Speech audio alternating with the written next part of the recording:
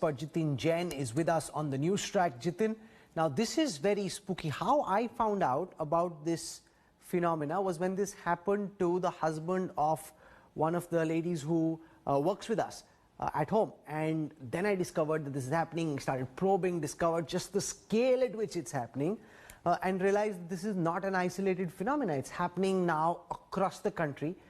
Give our viewers a sense of why these mobile apps, these Chinese apps, are being able to pull it off. Because when I look at the Google Play Store, for example, and see some of these apps, it's obvious as daylight that this is a scam.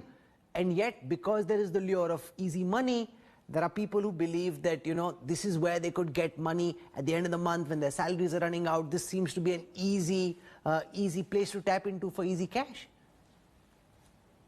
Rahul, this has been happening from last couple of years, and this originally started in China, where a lot of such scamming apps mushroomed over a period of time.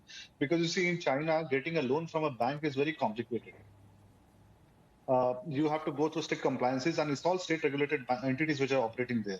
So suddenly, some private people discovered that if they could offer easy loans instantly, they could capture a big market. And this is the same market which ultimately the Ant Financial, the Alibaba group, captured, for which they have Jack Ma has disappeared now. And that is the problem of Chinese government, that a lot of this private lending has gone into the private sector hands, and it has created a problem for the national sector banks. So once Chinese government came down heavily on these private apps, they suddenly found a way into India and other developing countries like Indonesia.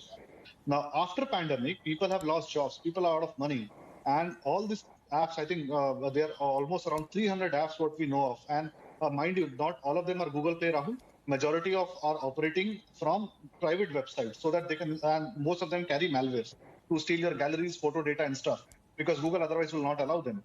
Now, the model is that you offer small loans like 10,000 rupees, 20,000 rupees, and the target audience is students, working wives, youngsters who otherwise would not go to bank and get a loan.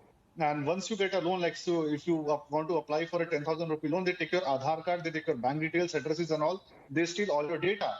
And within a week, you are asked to pay back the loan. And that is after deducting 3,000 rupees from the original amount. So 30% is already gone. Now they come that you pay back the amount within a week. Otherwise, they will create WhatsApp group of your friends and families. They will abuse you, name you. They will put photos of your female family members and write whatnot. They will threaten you. So it is a three level of things. So they are running proper call centers funded by Chinese companies. Most of them are operated by Chinese individuals or Chinese companies or are Chinese replicas. Now, first level is harassment. Second level is threat. Third level is blackmail. And there are people who have borrowed 10,000 rupees and they ended up paying 2 lakh rupees within 2 months. And even after paying 2 lakh rupees, they're still being blackmailed. Now, the problem is that most of this entire financial market in India, this micro lending market, obviously there are rules that you should upfront tell the customer that who is the bank or NBFC you are registered with. But majority of these apps are scamming apps.